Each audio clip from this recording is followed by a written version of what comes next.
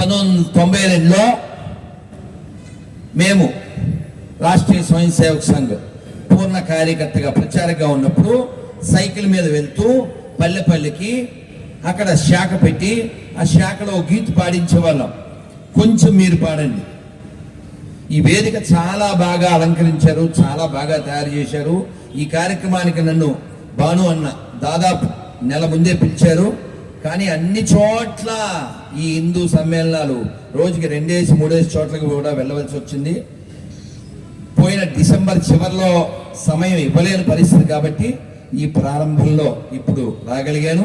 కానీ మీ యొక్క ఇంత సమూహాన్ని, హిందూ సమాజాన్ని చూడడం, భాను అన్న మన యొక్క కార్యకర్తలు చేసిన ఏర్పాట్లు, అద్భుతమైనటువంటి వేదిక చాలా చాలా బాగుంది, చాలా అద్భుతంగా ఉంది.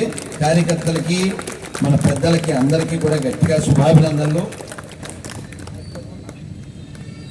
మరి ఎంతమంది భగవద్గీత రోజు చదవడం అనే అభ్యాసం చేస్తాం మనం? ఎందుకంటే ఉదయం తెల్లవారుజామున 5 అవ్వకుండా రైలు దిగితే ఇవాళ మధ్యాహ్నం 1 గంట దాటిన తర్వాత నేను మౌనం విడిచిపెట్టాను. నాకు మాట్లాడటమే కాదు, మౌనం చేయడం కూడా వచ్చు. మనకి మాట్లాడడం ఒకటే వస్తే ఎలా? అది కూడా పనికొచ్చే మాటలు మాట్లాడాలి, సమాజానికి పనికొచ్చే మాటలు మాట్లాడాలి.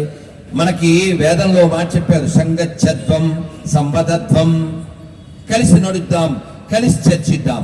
మరి మనం అందరం కూడా డాక్టర్ జీ చెప్పిన మాట, ఆ బాట మనం పాటిద్దాము. కొంచెం అందరం చక్కగా చెప్దాం.